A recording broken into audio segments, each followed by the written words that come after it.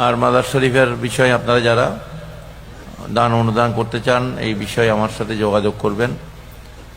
কিন্তু কেউ রাস্তাঘাটে এখানে এখানে মানুষ থেকে কোনো চাঁদা বা কোনো এই সমস্ত দান অনুদান চাইবেন না।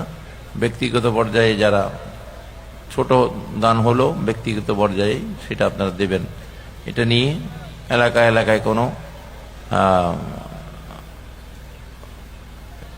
চাঁদা তোলা বা এই বিষয়ে মানুষের কাছে যাওয়া, যাদের মহাব্বত মহিন বাবার প্রতি থাকবে তারাই যেন নিজে থেকে এসে দেয়। ঠিক আছে? এই বিষয়ে এটা নিয়ে কেউ যেন আবার কিছু দুষ্ট লোক আছে এগুলোকে পুঁজি করে এলাকা এলাকায় তারা টাকা তুলে নিজেরাই খেয়ে ফেলার চেষ্টা করবে। ঠিক আছে? এগুলা এই ধরনের কিছু লোক আছে তরিকতের নাম দিয়ে তারা এরকম কিছু অসৎ কাজ করার লোক আছে কিনা?